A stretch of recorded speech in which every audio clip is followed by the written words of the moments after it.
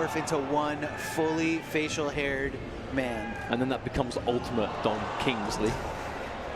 But that does mean we are moving on to our next game, where I do see Illusions taking to the stage. And rocking his new Noble jersey here. I look at his control pad, like, there's color coordination. That is clean branding right there. Shouts to Noble eSports.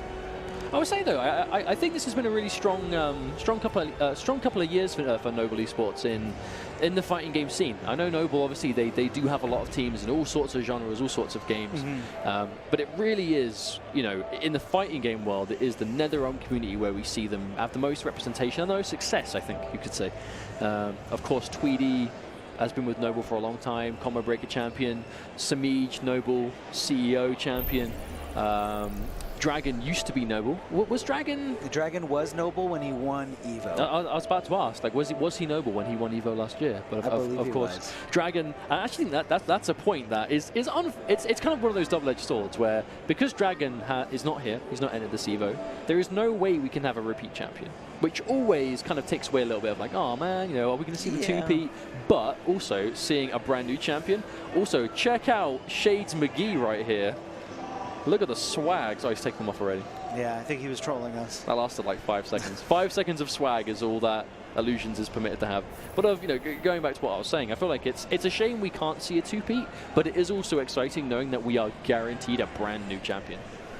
Because even like Sonic Fox, right? Sonic Fox is yet to win EVO and Injustice 2.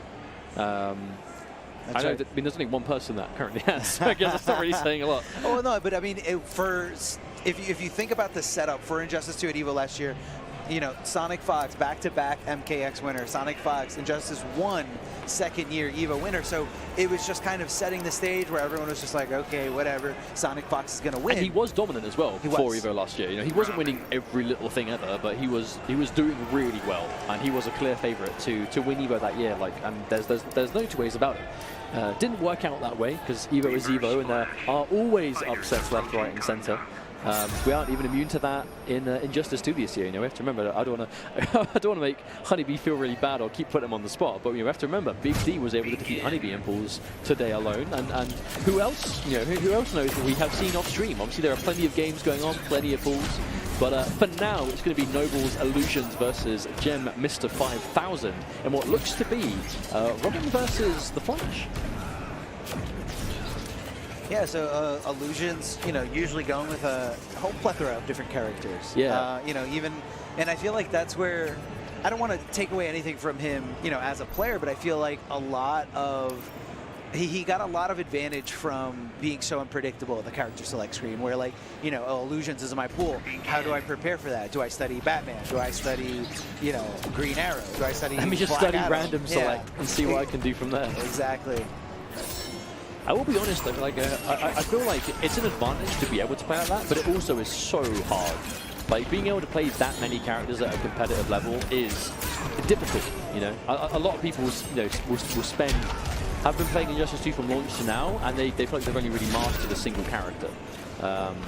Whereas if you are being able, you know, not only play those characters at a competitive level, but to be able to freely swap between them in a competitive setting and be able to play them like at their 100%. But right now, Illusion's taking that first life roll with Robin, which I believe, is this a new pickup for him character-wise? Haven't really seen his Robin much before. I haven't seen it really at a competitive level, but I want to say I might have seen it, you know, either on an online tournament or, you know, possibly in a casual first to 5 or first to 10.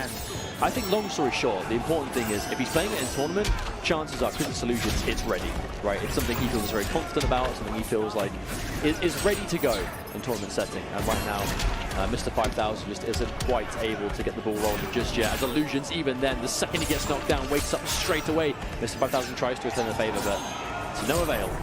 On the jump back instant 3 to get him out of the sky and just take this first game. Illusions not really sweating it.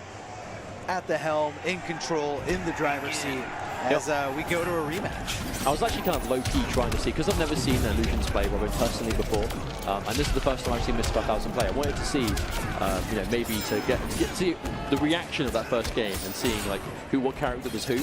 They both shook their heads after the game, so I don't know which one was which in that regard. But it does look it is definitely Illusions on Robin. It's definitely Illusions playing this Robin here.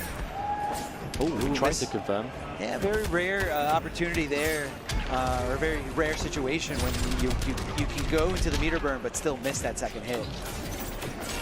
Oh, Assassin Strike, just to kind of throw that active hitbox out there, kind of keep Flash on his toes. The forward 3 somehow still hitting on the other side, and Mr. 5000 off to a much better start here in this game too. I feel like all those Assassin Strikes was just a call out for Mr. 5000, because obviously, you know, we're used to seeing Flash players tend to kind of just go for the running man stance from full screen and just charge in. And if you're going to sit there and try and bait something, then you'll just get ran at by a constant hitbox. That's going to be evened out. I mean, it's not only just a constant hitbox, but even when you block it, it's just so tough to punish. Oh, the delay wake up, going clean under. Now Illusions, this is Robin corner pressure. We've seen how much damage Robin can do here. Oh, the anti-air from the Burnerang. Good opportunity for Illusions to take the lead, but Mr. 5000 going to be guaranteed a win here. Illusions opting to spend nothing, saving hold of his resources. It's really hard for Robin to commit away from his meter, especially because he has so little damage when he's got no access to any bar. Oh, wow, it's that point blank down too. Mr. 5000 with the call out. Hitting him there with the low. Mr. 5000 just waiting for his trait to regenerate, but not quite in time here. Chance to fall in line. Now this is where Illusion's earlier choice to hold on to all of his bar is going to pay off, because that means he's guaranteed to win his own clash. I think it's important, right? You know, saving meter for a rainy day. If you still have a clash and you want to make sure you have an opportunity to get health back, and there's the whiff punish from Illusions, but not quite able to get more as Mr. 5000 is able to air tech to safety.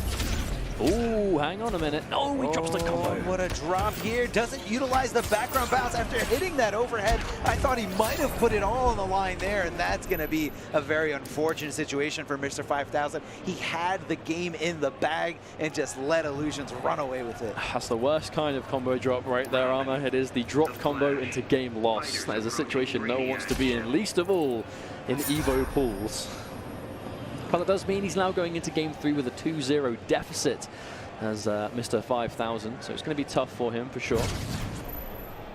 I think they're discussing something. Not sure if Mr. 5000 needs to check something out. Possibly do an extended little button check here, or looking for a character select. He might just be asking if he can change character, perhaps. Yeah, looks like possibly. I mean, you know, you hate to see that, especially after such a close game. Never mind, we're sticking with the Flash. Oh, he wanted to pick Reverse Flash. I see. He was playing. That's my real character. Yeah, he was playing normal. I mean, to be honest, like some people, they do legitimately prefer to play specific costumes, or, I mean, in this case, of course, Premiere shaded. I mean, all jokes aside, if you are at home and your thousands of games played for tournament prep are done so with a Premiere skin, in this case Reverse Flash, and a tournament lets you use it, I mean, so you're used to voice lines, effects, you know, the whole shebang, then absolutely make sure you've done it.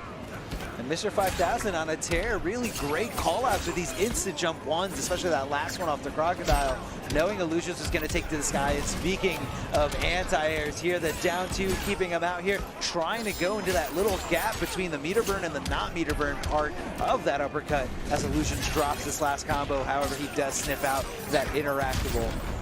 Oh, the trade! We'll never get tired of seeing that. We'll never get tired of seeing that.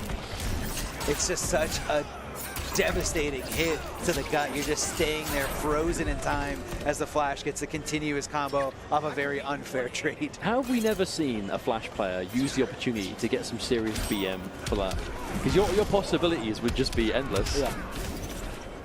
Well, has an opportunity for Mr. 5000 to get some more corner damage, but decides to back up here. I mean, at this point, he can't afford to be hasty. If he overextends at any point, Illusions will take the life lead back, make it difficult, and there's the nice down 2. I like how he's not being deterred. Oh, a little bit of a cross-up situation there. Wasn't sure what side he was on. His special move went to it auto-corrected to the wrong side. Oh, the block on the down 2, but an instant jump back.